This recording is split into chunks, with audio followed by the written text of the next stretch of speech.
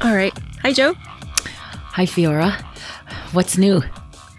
Not too much. I am this close to getting my office space. So hopefully next week I'll be recording from my office. Oh, that's so cool. Where is it? Is it in your house or is it someplace? Yeah, my mom's got a person who's moving out, and that's supposed to be my office area. Yeah. So I'm excited for that. That's exciting. How about you? What's new? Yeah, I went to Vegas last week. Fun. And I couldn't talk about it or tell anybody about it because it was a surprise for one of my friends. So two of us met, three of them, and then we all came together, and it was a really good time. It was fun, and I got to play in the sun and lose $10. I'm not a gambler, so Me either. The hotel gives you like a $10 credit, and Yes. I gambled that $10 like I was a high roller. Put it all on black. Screw it. And I lost it immediately, and I'm like, F you gambling. I'm gonna go. I don't gamble either. I would much rather go to a store, spend frivolous amounts of money on something tangible than stick it in a machine. Thank you. I tell you what, I came away with a new purse, and some new shoes. See? And a friggin' huge barbell, and it was really fun, and it was a good time, but I don't spend my money. I don't prioritize gambling on my money because I need tangible things as a result of it. Yeah. Yeah, I like to hold it if I can't hold it. Yeah. I have to say, though, Vegas surprised me because it's so expensive. Food and drink is so expensive. And when I went there 20 years ago, it was not that expensive. So I probably wouldn't go back again. It was a fun girls' weekend. Did you go to Fremont? We did go to Fremont. Okay. That was really cool. All hopped up on edibles and checking out the Fremont, whatever that was. The zipline thing, that whole... they have like the neon sign museum thing. There's also the zip line is pretty cool. You should have done the zip line on edibles. Yeah, no, I wouldn't do that. I would do the zip line, but I was like, I'm not doing that tonight.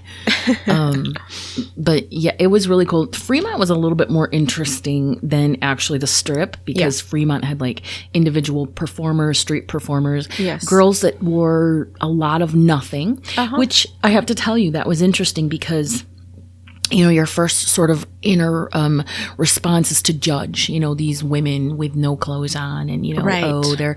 But then when you see them as human beings and just young girls, beautiful girls that are there to do a thing, right? They're there to break into probably acting or, something.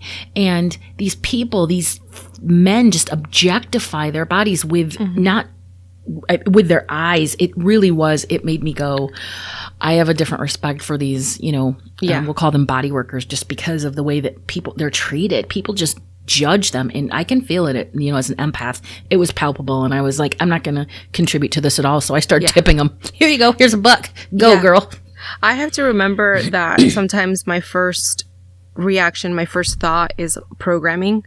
It's like social, cultural programming. And the second thought is my, relearned patterned thinking. Yeah. So, lots of lessons to be learned in Vegas. Well, I'm glad you had a good time. Yeah. All right. So what are we talking about today? Well, first I want to talk about my class that's coming up. So, for those of you out there that are interested in journeying through the major arcana, I have a 2-day workshop, and that is on Saturday and Sunday, June 12th and 13th. It goes from 9 to 3. Well, it's about 3 hours each day. Okay. And we're going to go through each and every single card of the major arcana in the tarot deck. And then we're going to learn a little bit about them. And then I'm going to show you how you can use that to, as an oracle. A lot of people will go out and buy an oracle deck. And that's cool. But the major arcana by itself Each of those 22 cards, they symbolize a different portion of our spiritual journey.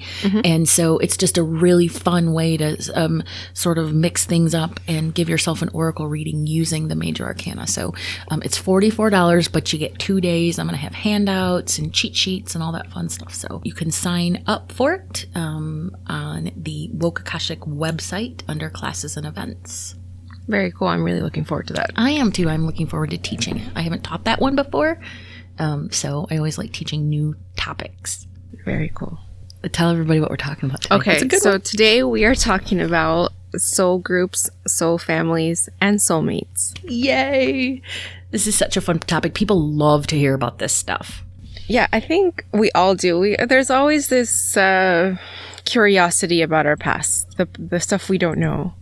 Okay, so let's start off with, I want to talk about what reincarnation, right? So soulmates and soul families and soul groups, they're all created as a result of reincarnation. So really quickly, reincarnation, it's the most profound truth that we can all sort of accept is that we are an immortal soul. We are what do they say? A spiritual being having a human experience? Yes. Mm-hmm. All right. So as a result of that, we've lived many, many lives in many incarnations in order to come to Earth to experience all that living in a three-dimensional dimension entails. And the primary vehicle for that are relationships. If we came here and didn't have relationships, it would be rather pointless. It really would. So it's our relationships that offer us the opportunity to have experiences. And so that's how we learn love and connecting to our truth and bravery and trust to live our purpose. It's how we learn how to manifest, and we learn gratitude, appreciation, and then, bringing everything into balance. So that's as deep as I'm going to get into reincarnation, because honestly, this could be a whole podcast. Right. On the other side, we have these groups called soul groups. And it's a set of individuals that you most frequently reincarnate with over the span of time, right? And those, you can think of those in your soul group as your teachers, and you are their teachers. We're everybody's each other's teachers. Okay. And when you, there are benefits. Like, why have soul groups? Why not just have one big pot, right? Yeah. Well, there are benefits to that, because when you reincarnate lifetime after lifetime with the same souls, it's this constant interaction, and that learning just goes deeper as time after time after time, because at the soul level, we all remember those interactions. And it's this only really is possible when there are repeated encounters by the same souls who are drawn together. And a soul group is made out of how many people? Well, it's typically, the group is about 400 people. But here's the thing, though. That number is disputed every single time you read something new. Some people say there's just 10, no more than 12, right? It's like, wait. All right. So I don't pay attention to that. But typically, think about it. A soul group, I would think it would have about 400 people in there. And once we break it down, it just seems more logical to me that there's a lot of people in the group. Yeah. But it also allows you to have a deeper investment and deeper love and all that stuff. So it's just really solidifying it, with that repetition. Okay, now, broken down from those groups are soul families. And sometimes they're also called primary soul groups. Okay. Those soul families can have about 100 people in them. And those are the people that are closest to us. Those are the people that are in our inner circle. They're souls who have the greatest impact on us over those cycles of reincarnation.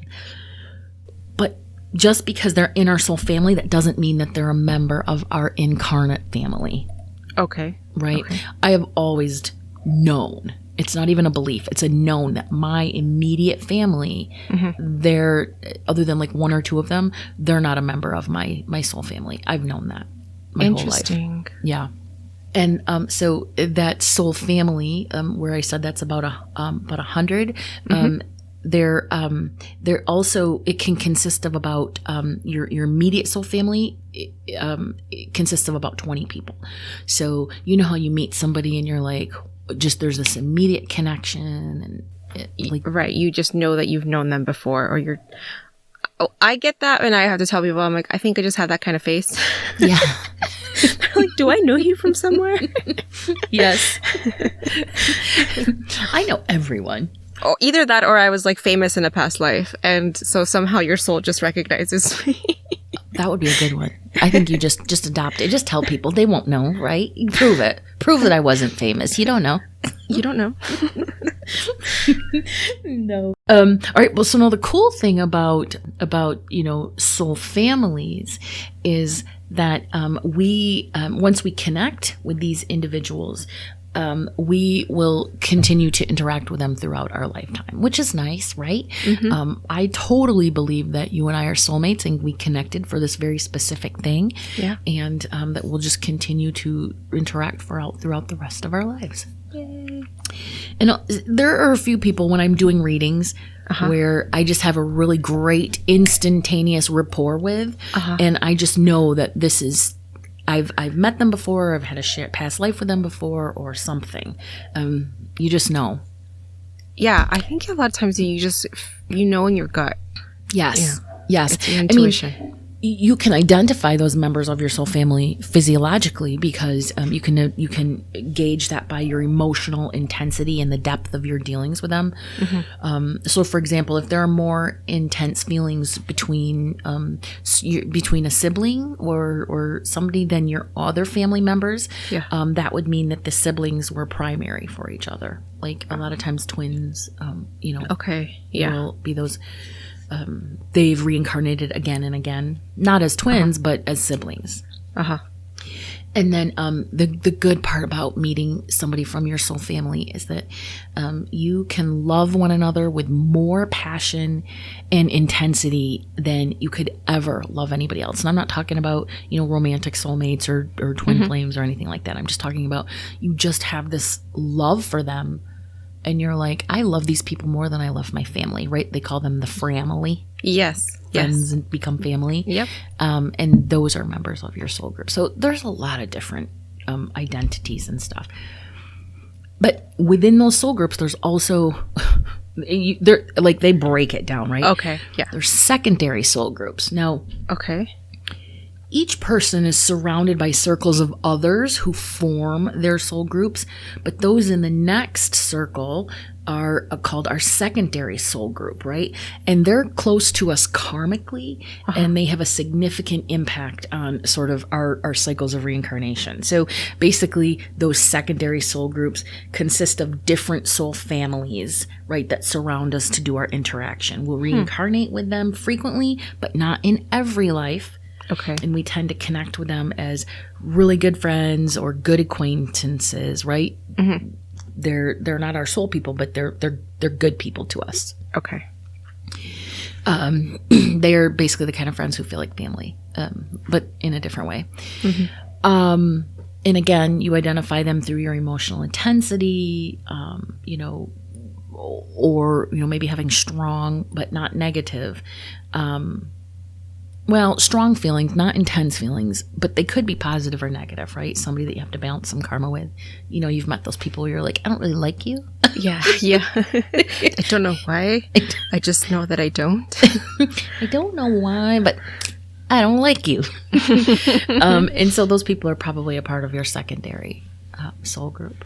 And, mostly they'll feel like friends. So, okay. And then the last one, members of the soul groups are what are called tertiary soul groups. Okay. And these souls have just a marginal, okay. but noticeable, I think I was trying to group those two words together, impact on our lives, right? Marginal, but noticeable.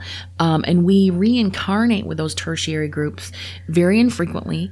And there's significant time between lives. When I was first sort of learning about tertiaries, there were like 3 people that came to mind, and I was like, those are my tertiary people. And they're people that typically came into my life, stirred shit up, and then left. And then it was the tornado people like you were talking about. Okay. Yeah, you'll touch on those more tertiary. But They're typically, though, people when they come into your life, though, you sort of feel neutral about them. We have such infrequent dealings with them, but we tend to feel neutral with them. So we don't spend a ton of time with them, but it's usually us working out some past life karma. And then once we're done, we're done. Like, we don't have to deal with them again. So the people that I'm thinking that are my tertiary, I don't ever want to deal with them again. Like, they got to go. Get out. Yeah. Yeah, I can make that so connection. That's typically what's going on with soul groups. There's just one other type of group, I guess, is they would be called like karmic partners. And those are people that are drawn from like the general population, right? Like our soul family or others, or I'm sorry, our soul group or other soul groups. And we will only reincarnate with them in order to resolve past life karma.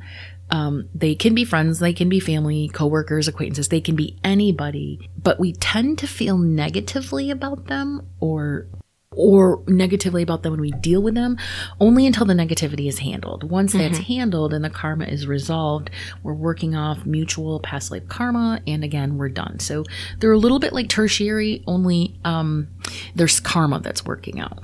They're kind of the same thing, actually. So yeah, that's like karmic soulmates, because karmic soulmates are like what I said, or some people call them like the wrecking ball soulmate or the tornado soulmate. But it's not. It's just that you're here to work through some stuff. So because you carry some kind of karma with them from a past life, but you're trying to resolve it. And so you're going to resolve it either through a small interaction or a significant interaction. But the point being that every interaction with another person creates energy, and it can turn into karma.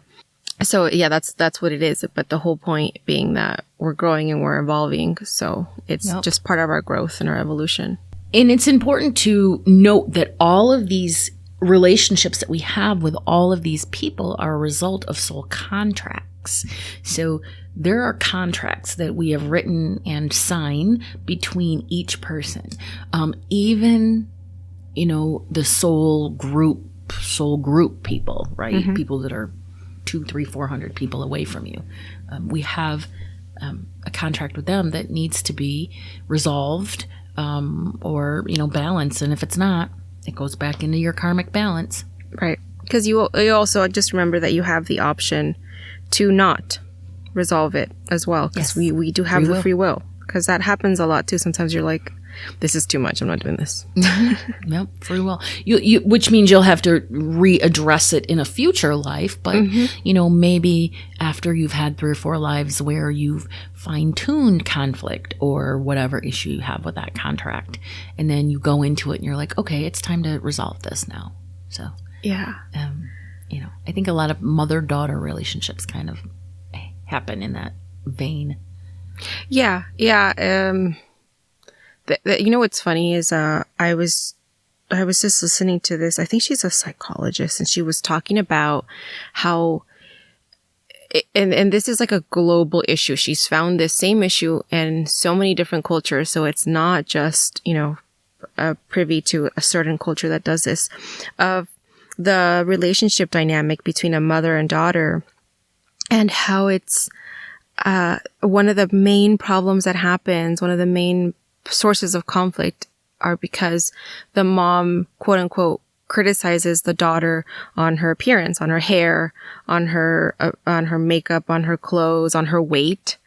And it's actually not that the mom is trying to be critical. That's not the point of it. The point is that because we have been socially programmed to be judged, especially for women, we're judged on our appearance. So it's like the mother's instinct in a way to try to protect her child from the judgment of society by making sure that her, that she looks a certain way, that she's, that she's fitting the mold. It's also some internalized misogyny. But I think once you understand though where it comes from, then you can learn to release it. It's not just her being hypercritical. Yes, she's doing it, but also she's learned this. It came from somewhere. It was passed down to her. So, but now I'm here and I can break the cycle. There's a meme going around that I commented on yesterday, and it was a split meme, and it was a picture of Caitlyn, not Caitlyn Jenner. Well, who's the really they're all pretty, but Kendall Jenner, the model, Kendall. It was a picture of Kendall, and standing there in a bikini, right? And then there was a picture of this young girl who just was selected to join NASA on some, sure. Whatever. Yeah. Yes. And the caption was, I would rather have my daughter look up to the NASA girl than Kendall Jenner. And I was like, okay, what did Kendall do to you? Right? Like, and so it got that whole thing going, like, stop comparing women so that there is women comparing themselves and pitting themselves against each other. Listen, I don't love the Jenners and the Kardashians. I think they're dumb. Honestly, I have no hatred for them. They're just dumb. But they are, Kendall specifically, she's the least vocal of them all. Like, leave the girl alone. She's doing her pretty model fucking thing. Clueless. Yeah, like, leave her alone, right? She's not naming her children stupid names with crazy No, but she is out there, like, appropriating Mexican culture, and people are really up in arms about that. Okay, but also that's like you said, it's kind of dumb. Like, you already had this backlash from the Pepsi commercial. You didn't see what was going to be wrong with this. Like, you didn't get some outside input. Like, okay, so she's dumb.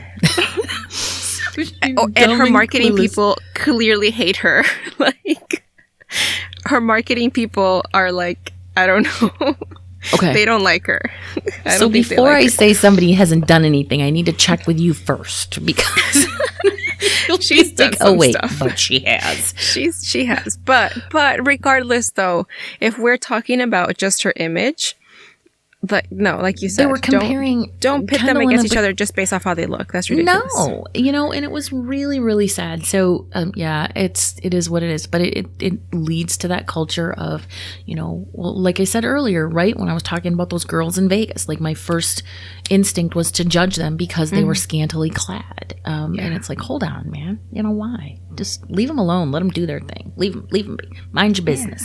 Yeah, exactly.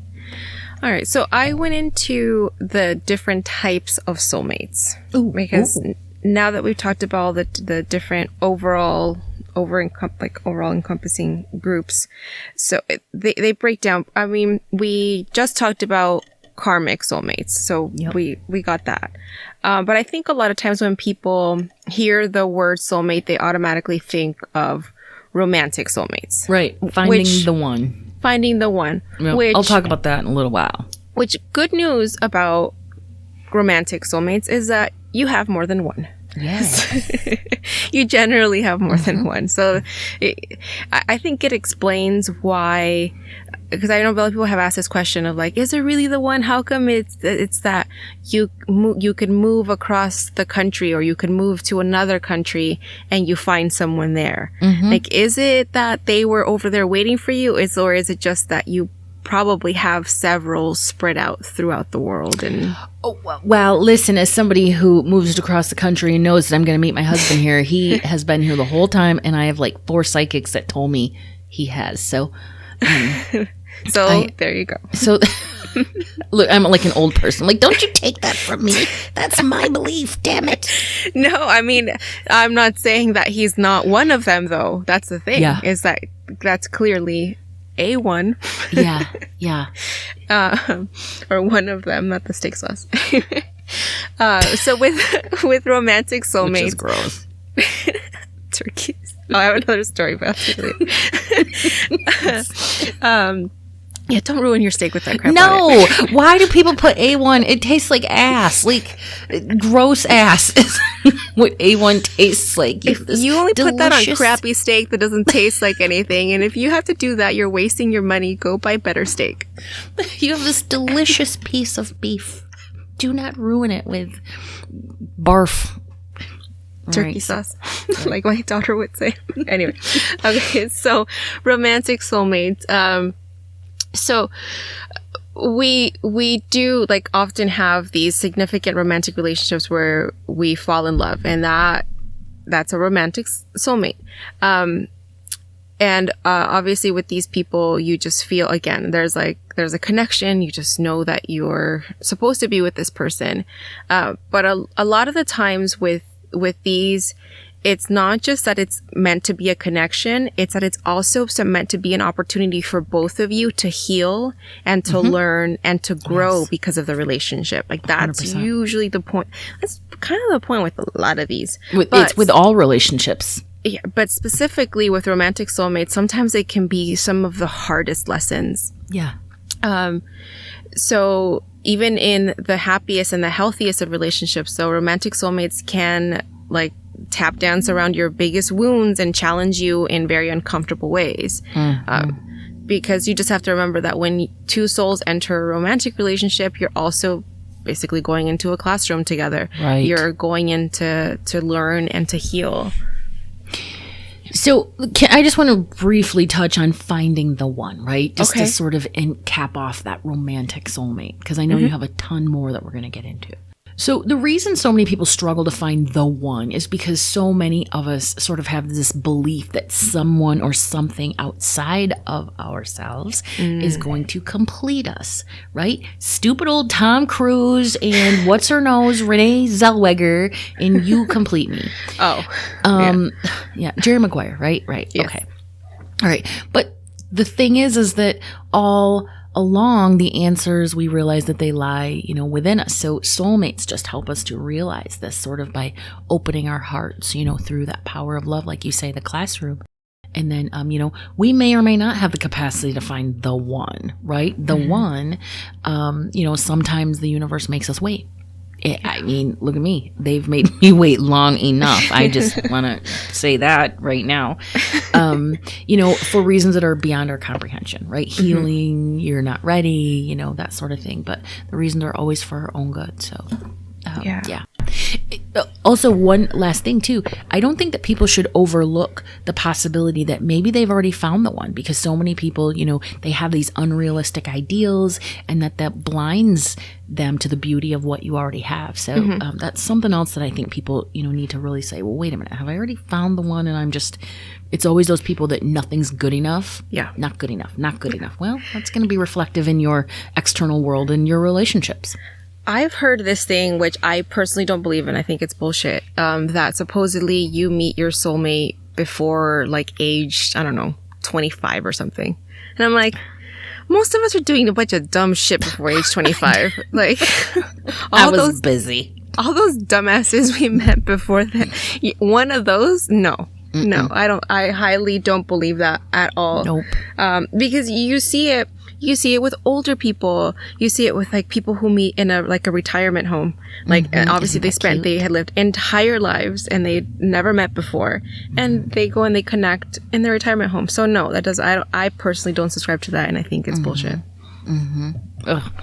Yeah. Old people getting busy. I mean, that's so cute.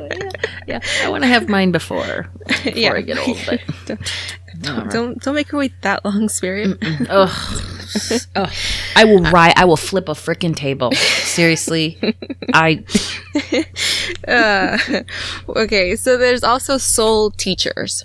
So these are people who come into your life like as a healer or a mentor, and it's usually divine timing with them, because it's like what you needed at the time. Sometimes it's a guidance. So think of it maybe like a college professor who encourages you to go after a certain career path or a major that maybe you'd never thought about. Or maybe it's a healer, a counselor, naturopath, a shaman, or someone who helps you get better, like helps you heal an anxiety or get over some traumas or whatever it is, that you need done.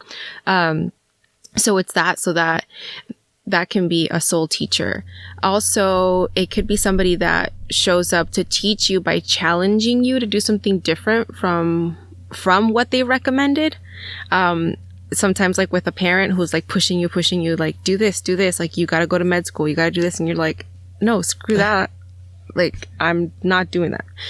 And it's almost like because they pushed you so hard to do the one thing, it made you go the opposite direction. But that's because karmically, that's where you were supposed to go. And it's so cool. Exactly. But it took that. So that's what they were meant for. One of the things that's most common in the Akasha is people, let's say you were born with a life path 3. That's the communicator, right? So your purpose, your path is to express yourself authentically, right? So a lot of times I'll get gay men and women who are born with a life path 3, and they're born into very strict conventional Christian homes, and so that's the whole purpose. You're placed in a situation in order for you to rise up and out of it like a phoenix, or to really learn the lessons of being out of alignment. Maybe they denied their sexuality and their lifestyle and their desires and stuff in order to stay. So that's definitely, that could be considered a soul teacher, but in a different way. So you can look at that from 1,000 different directions. Oh yeah, I mean, even just on the other side of that, if that soul is a teacher to their family, because a lot of times, I think you see it in movies, but I know I've actually heard some true stories of that where people were super conservative and think that that gay marriage is blasphemy or whatever, that it's this crazy sin, even though they go to church and they talk about all of us being sinners. But anyway, and so they get to this point where like they have a gay child and it turns their life upside down, because it's like all of a sudden like, now I have this whatever, the blasphemy is in my home. And at that point they have the choice. Either are you going to be a shitty parent and disown your child, or are you going to rise above the programming that this organized religion has embedded in you and love your child for who they are. But again, it's a lesson. There's a movie out there. It's Nicole Kidman, and I'm not sure who the young man is, but it's about that. It's about reprogramming, and it was the whole story behind that. The reprogramming, the guy who had this big cult church, whatever, and he would reprogram them. It's a good movie.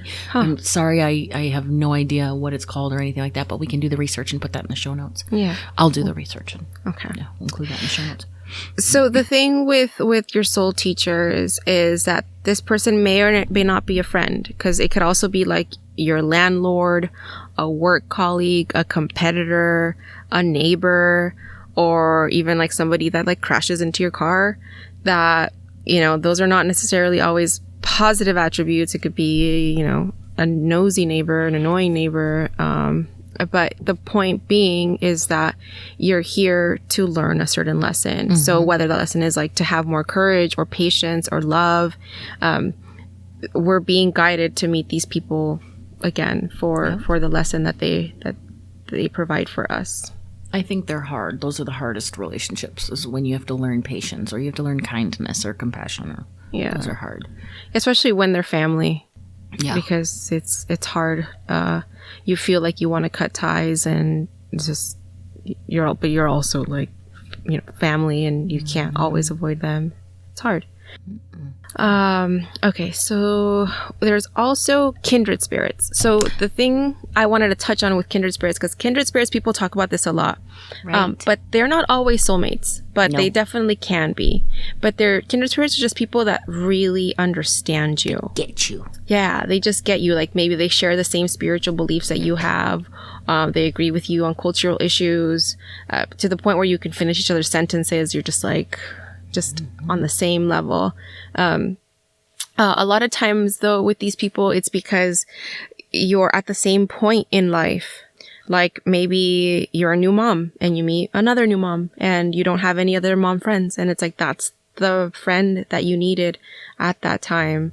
And it's just a peaceful thing. That's more like for your heart. It's really, I think it's beautiful. That's what I call the people in the group. Everybody came together in the Woke Akashic group as kindred. We need each other. We need that place to sound off and to talk about the woo-woo and our abilities and sensitivities. And I love that term, the kindred. Yeah. So there's also, I mean, we already kind of touched on past life soulmates a little bit, just with the introduction. But the thing with past life soulmates is, so according to Brian Weiss, he with his regressions and all that stuff that he did, the research that he did, he talked about with past life soulmates could be two souls that have agreed to reincarnate, and they may have spent like 1,000 years apart, and then they choose to finally reincarnate again. And sometimes it's like I've heard stories about this where the stuff that they went through was so heavy that they're like, you know what? I need a really long break. Can you imagine? I need 1,000-year break from you because you're getting on my nerves. So here we are. So, okay, when I had my studio, there was, I shared space with a soap, an apothecary company. And there was this guy that came in and he started to do bowls, right? And I just knew we were soulmates. I had met him before. We'd had past lives together. And I was a little bit crushing, right? And then after a couple weeks, I remember I said to the owner of the apothecary, I said, listen, I said, now I realize why we had broken ties and probably haven't spoken for several thousand years. And it's going to be another 1,000 before I want to speak with this jackass. So it's like I can totally relate to that 1,000-year gap. Yeah. So the only thing with these is that you just feel that very strong connection, and you have like the suspicion that you've had a past life connection with this person. Sometimes, again, it's about needing to bring more healing into the situation. Even if you break up, it's about like releasing them with love and letting them, wishing them well when they're out of your life. But what I will say about all of this that I think is important to remember, because I think sometimes we just get so caught up in like trying to know, like, was I with this person in a past life? Was I or no? It's not important. It's not the point. Judge the relationship by who you both are right now, today, and how you treat each other now. Because what if that person was so awful? Actually, I've heard this girl, she identifies she's a witch, and she was talking about she was at some like kind of event, and she saw this guy, and she just knew that he was her ex-husband. Had been her husband in a past life, and he had treated her awful. And the whole time I think she was speaking, he was staring at her. And then once it was over, he walked up to her and he's like, I don't know what it is about you. I can't stop looking at you. Like, what, like, I don't know what it is. And I just had to talk to you. And she's like, okay, don't want to sound weird. Demon. She's like, I don't want to sound weird, but we'd have a past life together. You were my husband in a past life, and you were pretty awful to me. And he's like, oh, he's like, well, I'm sorry. I'm very sorry. I'm very sorry that I could have. And it's crazy. She's like, this man who I actually never met, in this lifetime, he just gave me the apology that I needed. Aww. In this, and that was it. Like I don't even think she stayed in contact with him or anything. No, she's married and stuff, and she had no, like, she didn't want to. They didn't want to. It was like some interaction that quickly. But it was that significant. If you can imagine, I'm sure they spent years together in another life, but in this, it came down to a single interaction in a day. So I thought that was really cool. And a lot of times that's all it takes, that's it. Just recognition. That's all it takes, to sort of bring balance to that. So that was a really cool story. Yeah. So it's cool how these things cross over into each other. Yeah. Well, I know you talked about soul contracts with all of these, because with soul, so our soul partners, this is my last one. So the soul partners can be, I think, like, this is what, like, you and I are. Like, these are people, again, you agreed to partner with in this lifetime. So you can be best friends, in-laws, or raise children together, or open a business together. But it's someone who you feel like you've known them. So maybe like a sibling, even though you've only known them for a short amount of time. They can also be like an influential person in your industry that offers you a big break in your career. But these are people who are designed to support you in this life, whether it's emotionally or professionally or in some way that requires you to accomplish and experience what your soul has planned to do here on earth. Yes, I think that is a great example. But let's tell everybody. So you connected me because you heard me on Glow Girl. Mm-hmm. Yes, and then you signed up with me to do intuitive development. And so we would meet weekly over Zoom and, do the coursework. But we also had this really fun rapport where we were always giggling, right? Yeah. And, it got to when we were done, it was like a couple weeks after we were done, and I was like, I really miss talking to her every week. Yeah. Like, it was the weirdest thing. And listen, I've learned over the course of this, I can't make friends with my clients unless there is an extreme rapport there. Because people don't want to be friends with Joanna. They want to be friends with Joe, the woke Akashic. And there's nothing wrong with that, but I don't get what I need from the relationship. And that's just some boundaries that I've set. Yeah. So I have a very strict rule, like no friendships. Plus I've been burned really, really bad and had my heart broken. So I'm like, no new people. I'm like an old person. No new people. But I just knew that we were supposed to be friends. And so I'm like, said to the universe, you better not screw me on this one. And then even my business, right? Like, I am the most, you know the rules in the group, no client cultivation, nothing. I'm like, mine. Because I've worked really hard for that and everything. And I just opened everything up. I'm like, here you go. Let's do this thing together. So I trust my soul and I trust my higher self that, definitely. So I know we're soulmates.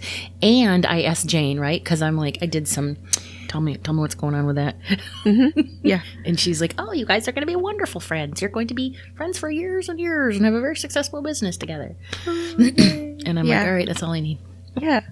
Well, I'm a double Libra. I'm very nice. Right, and I'm a Libra rising. Double Libra, I'm very nice. She really is, you guys. When I have tech issues and I freaking blow a nut, she's very calm. She's like, okay, let's just I have 3 children. I know. I think I've mastered patience and calmness for the most part. Although my son he triggers me. Like he's the one. It's hard for me to not go and match his energy sometimes. Oh, yeah. I'm still working What's on his that sign? One. He's a Pisces.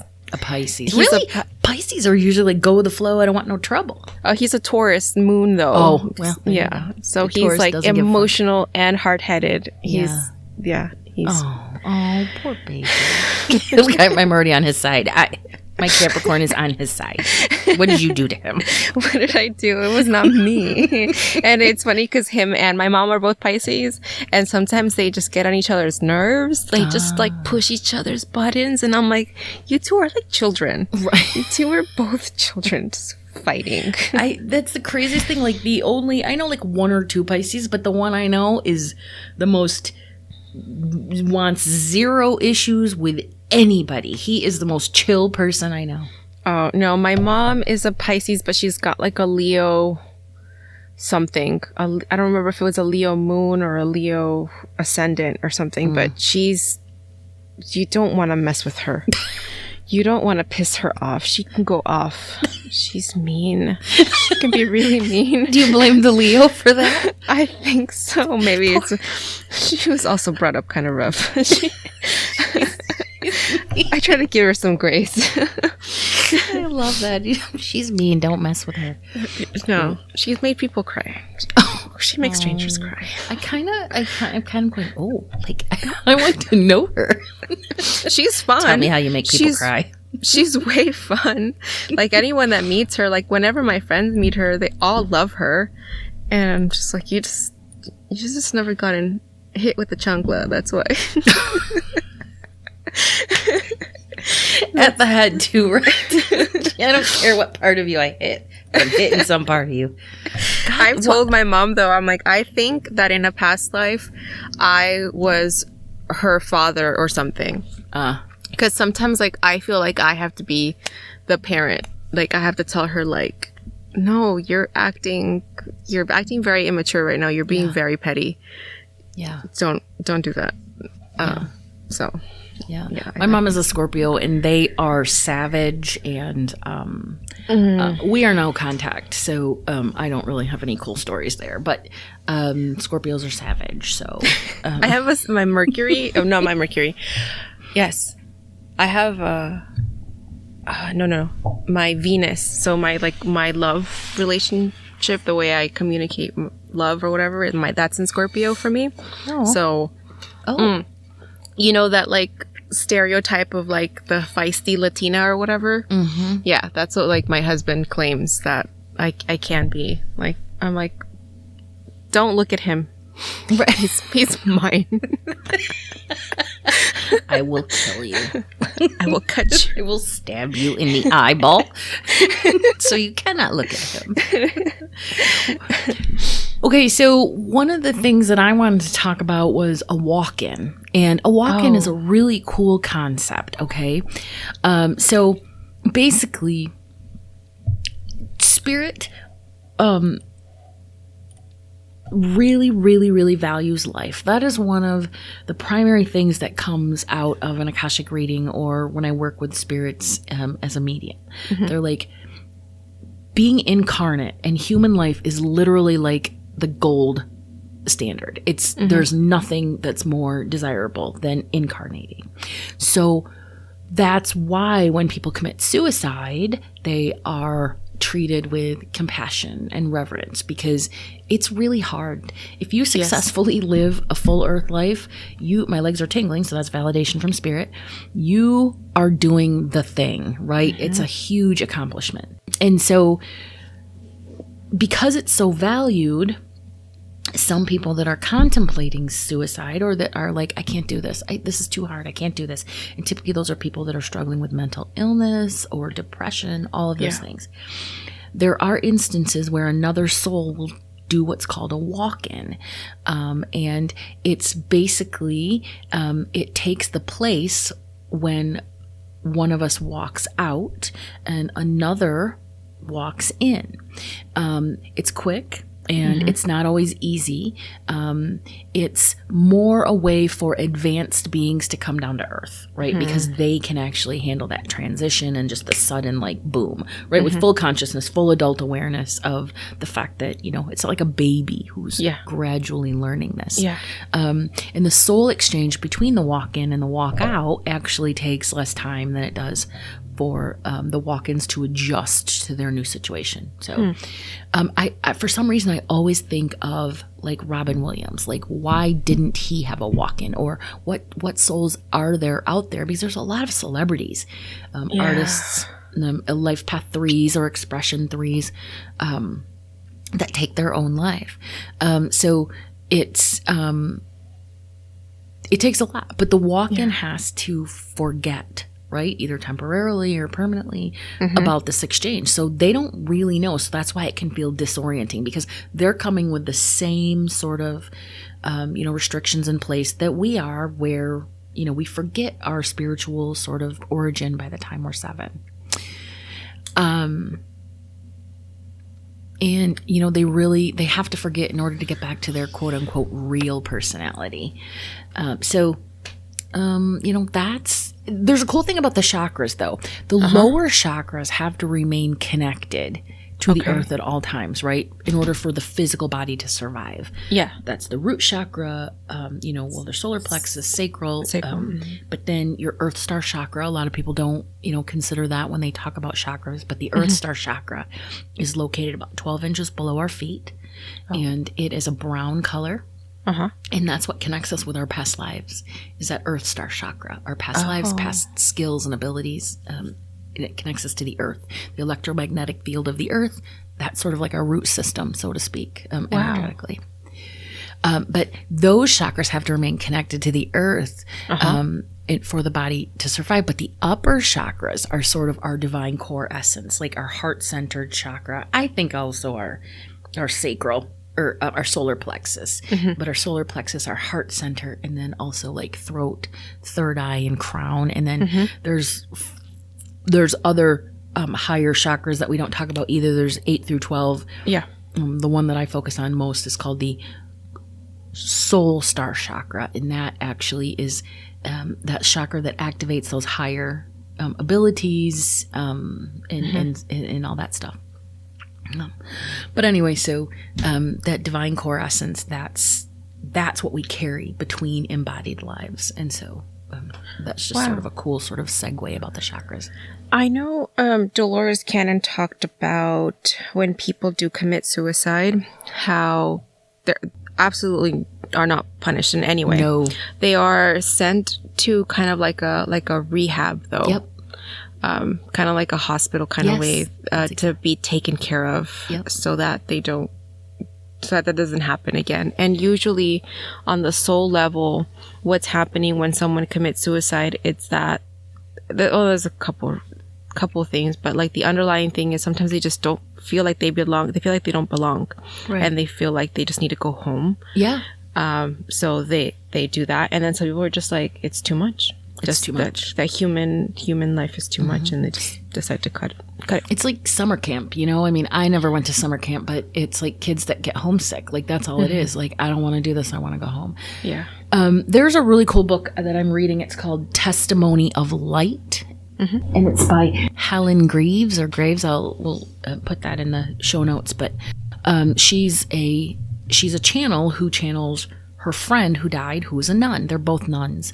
And she talks about what it's like after, you pass over, go through your life review, and then you convalesce in this sort of hospital setting. But it's very loving, but it's because you have to acclimate back to the spiritual after being in the physical. And so that's just always, it's a really cool book. At first I was like, okay, there's too much nun-ish stuff in here. There's too much churchy stuff. But once I got past that, and I realized it was just this beautiful story. And it's a cool book. So we sort of approached it from a different aspect. People wanted to hear about, soulmates and all those things. But, Fiora and I always talk about the science, and we like to teach you exactly what it is that we're talking about. Soulmates are way and overly romanticized, as are twin flames.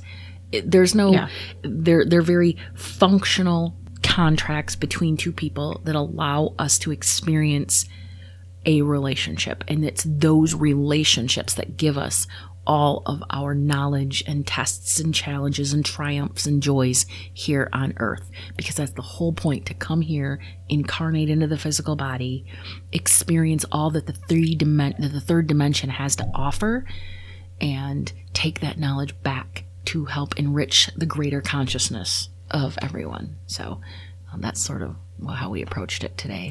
I know Beth had asked about if there's a way to confirm. She did, yes. So how would we confirm if somebody is a soulmate? I think I think you feel it. I think you just kind of if you just follow your gut, you follow your intuition, you just kind of already know. It's written in your soul blueprint. It's you already know. Your higher self knows, your intuition knows, you just sort of know. That's why when you meet people, you're like your story, or the guy was like, I don't know how I know you, but I know you. You're really familiar to me. Yeah. That's how you know. Rachel asked if is a soul family one you are born into or one that you acquire, like good friends that feel more like family? You are assigned, you're born into, but I also think it's a fluid thing, right? Because if you're a member of a soul group, when you're a first soul or a very young soul, your soul family is going to change over time as you develop those relationships and connections with people or souls, other souls. So I feel it's fluid. Yeah. And I know we didn't really talk about twin flames, we're going to do an episode specifically on that. But just for the gist of it, twin flames are essentially, at some point they were one soul that split and became two souls, but they're two independent souls. They're not like two halves of a whole. You're not walking around half. But the point of that is usually that they're there to elevate your soul into like whatever its better purpose is.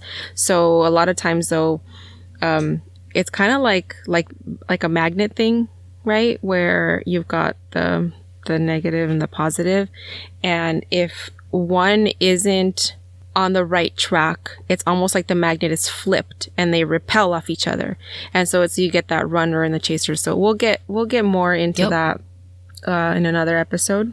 Yeah, because listen, the twin flame is actually a really cool concept, because when you've reached such a high degree where you have to learn more in order to develop spiritually, that's when that soul splits. That soul's like, I can't learn what I need to learn in this single incarnation, so I'm going to split so that I can learn it. And we don't know how many twin flames, right? They say, is it just two? Well, if it can split into two, why can't it split into Can it split 10? Again? Is it like stock? Like, we don't know, right? So how many twin flames are out there? But like you said, man, when it's a good relationship, you are in alignment and it is bliss. But when it is not, it is I would not wish it on my worst friend, because it's that runner chaser plus twin flames, volatile and all this other stuff. So it'll be a fun conversation.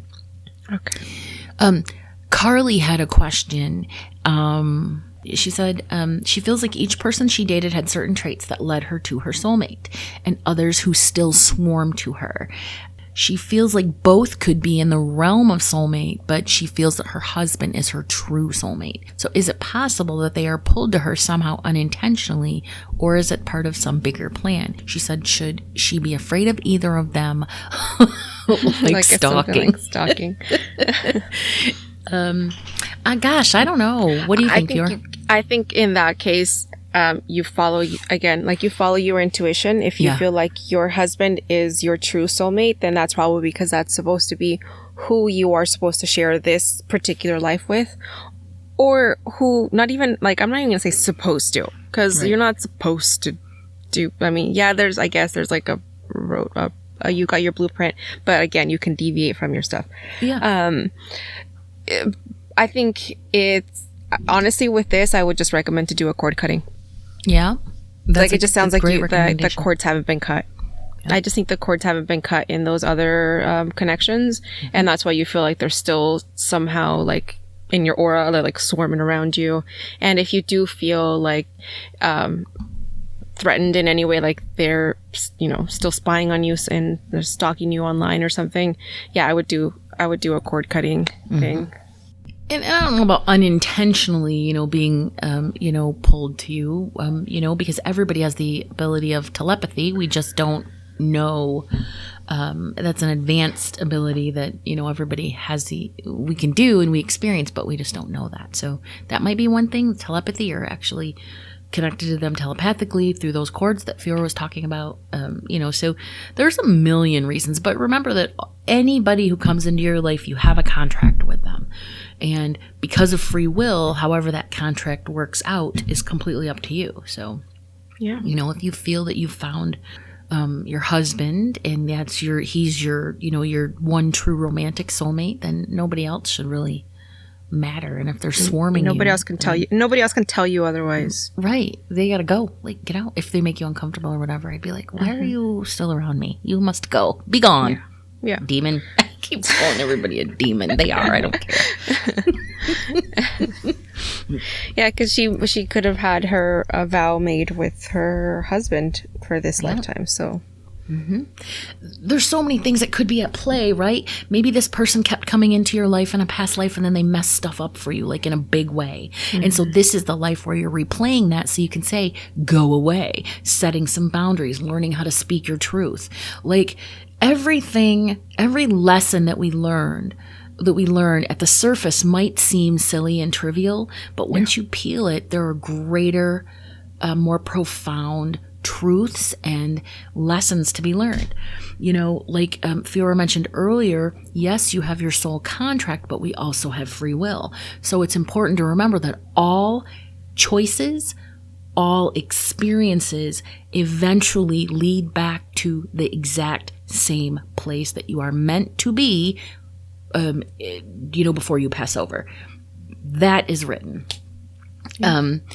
Now, yes, you can bring suicide in there, and you can bring, addictions and all of those things in there. But all of those sort of mini paths or segues or whatever are written into your soul blueprint. When you write that soul blueprint, you write thousands and thousands and thousands of potential possibilities. Yeah. But all roads lead back to ascension, every single road. So just something to keep in mind, not to beat yourself up for it. Yeah. And also, I think it's important to mention with all of this talk about soulmates and the different types is to remember that because of your free will, if the relationship is toxic, whether that's emotionally, but especially if it's physically dangerous, you don't owe anyone anything just because you may think or you may feel that this person is a, quote unquote soulmate. You are not by no means obligated to stay with them or to be with them or to tough it out or to keep any contact with them because, of this quote unquote soulmate label that you've put on the relationship. Mm-hmm. Some people, that is the lesson. It's they're toxic and you need to give them the boot. Yep. And that's your lesson. I completely agree. Don't spiritual bypass. Don't ignore red flags, and don't throw away, common sense simply because you think, but this person is my soulmate. Well, you know what? They're also a dick. If they're, or, not to guy bash, they can also be an asshole female too. You know what I mean? Yeah. But, so that's really what's most important is being cognizant of who this person is at the core. Yeah. All right, guys, I think we've just about covered everything that we're going to talk about on soulmates. If you have any questions, please post them in the group, the Woke Akashic group on Facebook, and we will be happy to answer those. And also gives other people an opportunity to weigh in and share their knowledge and experience. We want to hear from you. Fiora and I, we love that we got to answer these questions, live during the podcast. Well, not live, but, so we want your feedback. What do you love about the podcast? What do you want to see more of? What topics? We want your mystical, metaphysical, spiritual, and paranormal questions. We want to hear them all. We're going to be choosing a few to answer each month in an individual episode, so that's kind of cool. So make them interesting, engaging, and really juicy. We want to talk to you. So let us know that you have something to share with the world. Also, do you have a cool modality that you practice? Did you write a book? Do you do this cool thing? Do you have a service, or do you have a podcast? We love to promote podcasts. So just tell us a little bit about yourself and what you'd like to share. And you could be featured on a future episode of Esoterics. And just send your feedback, questions, and interests to us at esotericspodcast@gmail.com. And please don't forget to share and review if you enjoyed our episodes. Sharing the episode links with your friends or family on social networks is key to our success, and we truly, truly appreciate you. This also goes for our reviews on Apple, but leaving a review could also snag you a $50 voucher for one of our metaphysical events. So please make sure to check out our new schedule on thewokeakashic.com under classes and events tabs. Thank you for sharing space with us today. Stay mystical and magical and ready to do it again next week when we're going to talk about star seeds and star children. This is so exciting. I just can't wait to talk about star seeds and star children.